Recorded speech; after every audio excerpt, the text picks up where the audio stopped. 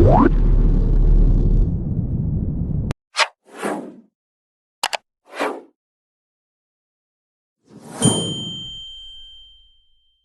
evening, here are tonight's top stories. A man has been caught stealing street light wires in an early morning heist. A young entrepreneur has opened Fish and Chips by Smallies. A tragic incident involving the suspected poisoning of a beloved pet has sparked outrage in the local community. 4 people are in custody after a firearm was found. A 70-year-old electrician was injured in a Norton Street shooting. Dengue cases in Trinidad and Tobago have risen to 635. Noah Lyles claimed the Olympic 100-meter title in a thrilling finish. The AFC urges GIMP to provide updates on electoral system improvements, and the AFC leader has retracted support for the reimposition of the 2 a.m. curfew. Mahaul criticizes the procurement system and calls for reforms. Stay tuned for the details of these stories. Please remember to like, share and subscribe to our channel for more news.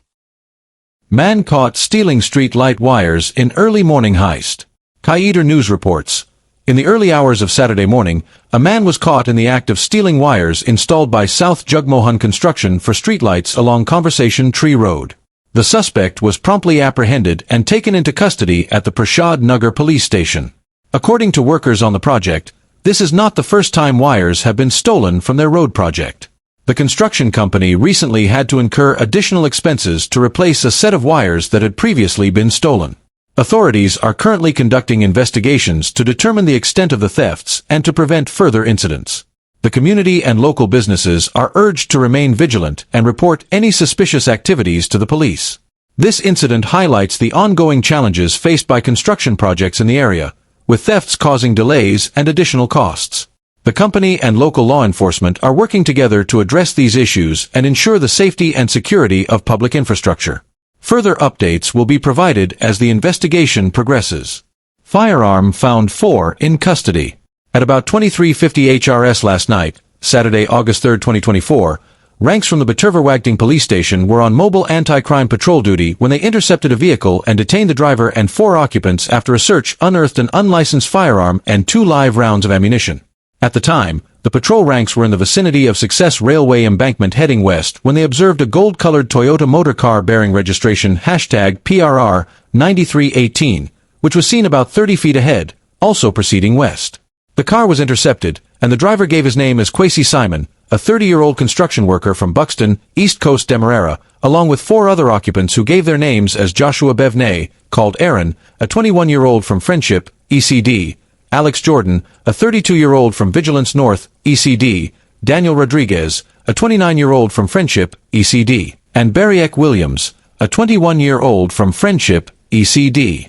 They were all asked to exit the vehicle for a search to be conducted on their person and the car, to which they complied. While the search was being conducted, Alex Jordan and Joshua Bevnay were seen acting suspiciously. A search was immediately conducted on Joshua Bevnay, where a live round of ammunition and an empty suspected .22 magazine were found in his left side front pocket. He was asked if he was the holder of a firearm license to carry the ammunition, and he replied that he was not.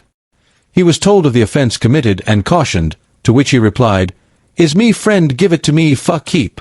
He was then questioned if there was a firearm, and he indicated that it was behind the car seat. Joshua then pointed out the area in the vehicle where he left a .22 firearm. He was asked if he held a firearm license to carry the firearm, and he said, "No." He was told of the offense committed and cautioned, to which he replied, "Is me friend give me them thing fuck keep." The police ranks conducted a further search of the vehicle and found a suspected live .22 round of ammunition inside. The driver and the occupants were all escorted to the BV police station, where they were placed into custody. The suspected firearm and ammunition were photographed, dusted for latent prints, packed, sealed, and lodged in their presence. The motor car was also lodged. Investigations are ongoing. Noah Lyles claims Olympic 100-meter title in thrilling finish.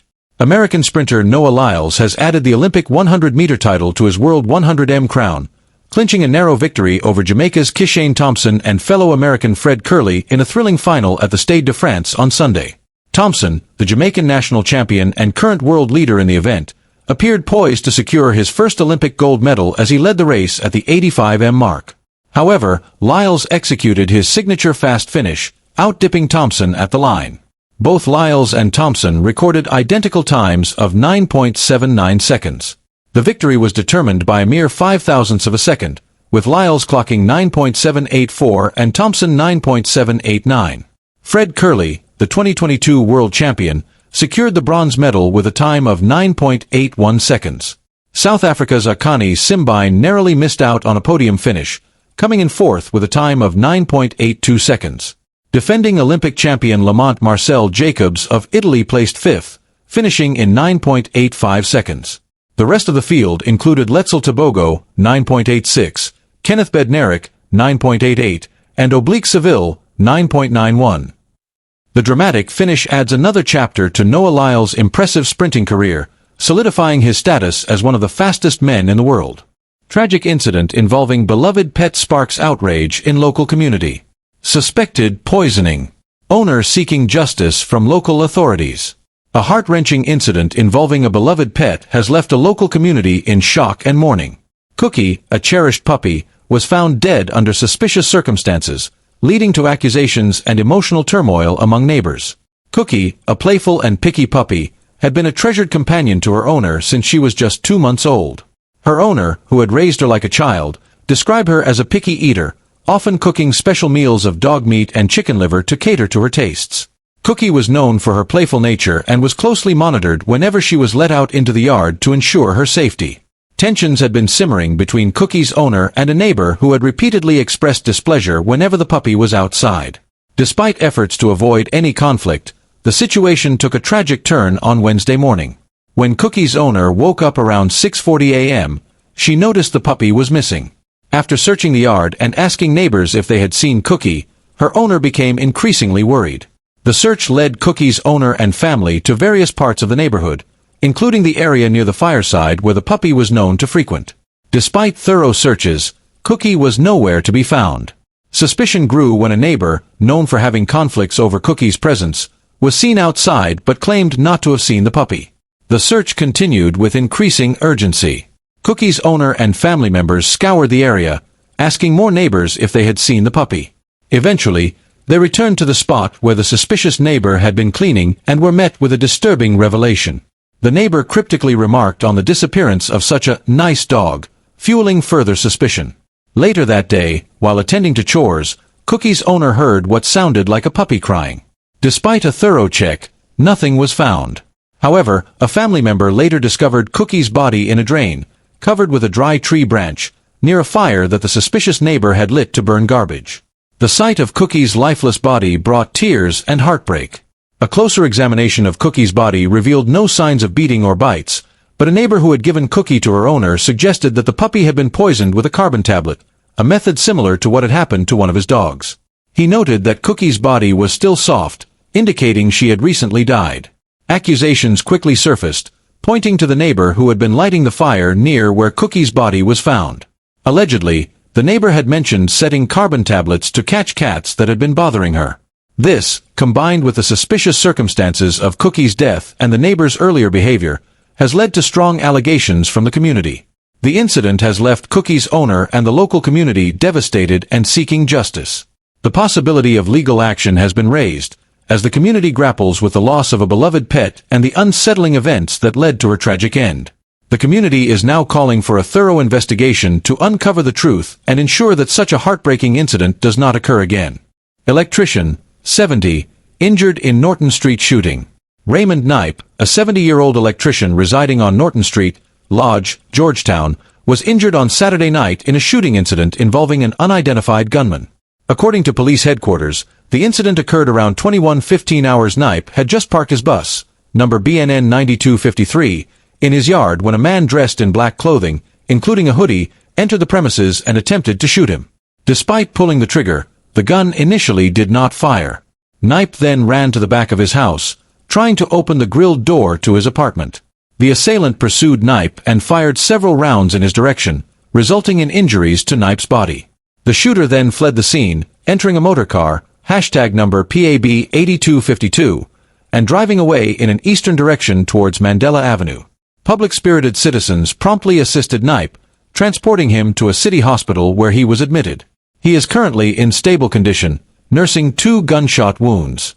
Police investigators processed the scene and recovered 3 9mm spent shells. Despite efforts, the suspect and the vehicle remain at large.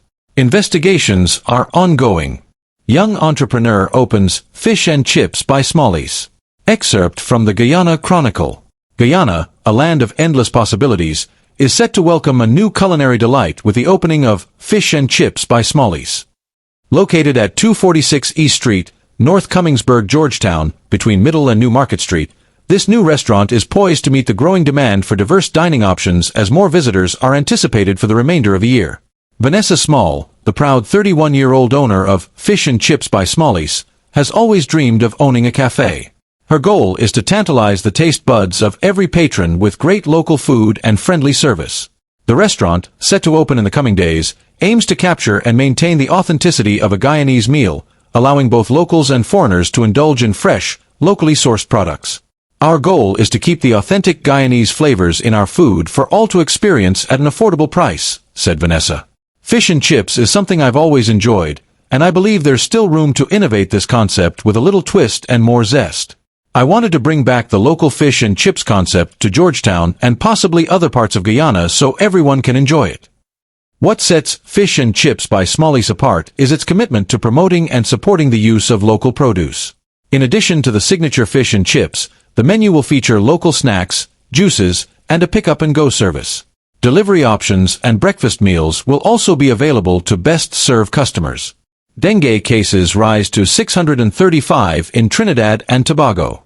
The Ministry of Health of Trinidad and Tobago has confirmed 635 laboratory-confirmed cases of dengue fever, with related fatalities remaining at 5 as of yesterday. This increase comes after the ministry's previous update on July 24th, which reported 450 confirmed cases and 5 deaths. In light of the current situation, the ministry continues to urge the public to take necessary precautions to prevent the spread of dengue.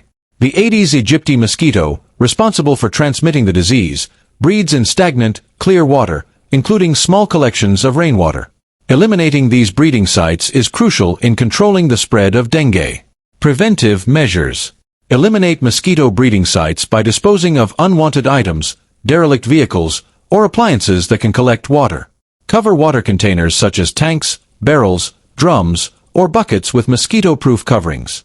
Cut down and remove undergrowth that can harbor mosquitoes. Clean drains and gutters to ensure the free flow of water. Use mosquito nets and insect repellent for personal protection. Symptoms and treatment. Dengue symptoms typically appear within 5 to 6 days of being bitten and can last 1 to 2 weeks. Common symptoms include fever, severe headaches and pain behind the eyes, muscle and joint pains, skin rash, nausea, vomiting, and diarrhea. The ministry emphasizes that anyone experiencing symptoms should seek immediate medical attention from their doctor or the nearest health facility. Prompt medical intervention can significantly reduce the risk of severe complications. The Ministry of Health remains committed to reducing the incidence of mosquito-borne diseases and urges the public to remain vigilant and proactive in taking preventive measures. AFC leader retracts support for reimposition of 2 a.m. curfew. The leader of the Alliance for Change, AFC, Nigel Hughes, has retracted the party's support for the reimposition of the 2 a.m. curfew, recently proposed by Executive Member and former Minister of Public Security, Kemraj Ramjatan. During a recent press conference, Hughes addressed the media to clarify the party's stance. The Alliance for Change notes the concerns raised with regards to the statements made on the 2 a.m. curfew at our last press conference and wishes to correct a few misconceptions, Hughes stated. He emphasized that under his leadership, the 2 a.m. curfew has not been discussed, and no policy decision has been taken. This clarification comes amid widespread criticism of Ramjatan's proposal. Ramjatan had called for the curfew to be reinstituted to curb the number of road deaths in Guyana. However, Hughes noted that while the curfew policy has not been discussed, there needs to be a national solution to address the road deaths being recorded. It is our hope that a solution that balances our support for private sector entertainment spots to be profitable with safe and responsible practices, including a change in the culture of speeding and driving under the influence, might be found, Hughes added. The Georgetown Chamber of Commerce and Industry, GCCI, has also opposed the reimposition of the curfew, arguing that there is no empirical evidence to support its effectiveness in reducing road fatalities. The GCCI highlighted potential negative impacts on economic recovery and growth, suggesting that strengthening the enforcement of existing traffic laws and launching comprehensive public education campaigns would be more effective. The GCCI believes that the real solution lies in significantly strengthening the enforcement of existing traffic laws by the Guyana Police Force's Traffic Department.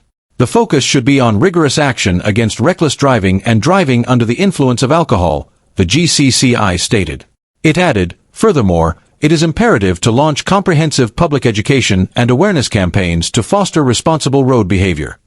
Similarly, the AFC's parliamentary opposition partner, the People's National Congress, PNC, expressed reservations about the curfew. The PNCR stated that without empirical data or statistical analysis, it could not support the AFC's earlier proposal. AFC urges GIMP to provide updates on electoral system improvements. The Alliance for Change, AFC, has called on the chairperson of the Guyana Elections Commission, GIMP, retired Justice Claudette Singh, to provide a comprehensive update on the measures being implemented to improve the electoral system. This appeal was made by AFC Member of Parliament Beverly Alert during the party's weekly press conference at its headquarters on Friday. MP Beverly Alert emphasized the importance of addressing the discrepancies in the electoral list, which she believes contributed significantly to the contentious 2020 elections. There is no longer any public confidence in the integrity of the electoral list, and unless every effort is made to find a solution, there will be continuing distrust in any electoral outcome, Alert stated. During the media briefing, Alert highlighted several verified instances of electoral irregularities in the recent national elections. These included votes cast in the names of deceased persons, non-resident voters, and other anomalies. She stressed the urgent need for a more robust and transparent electoral system.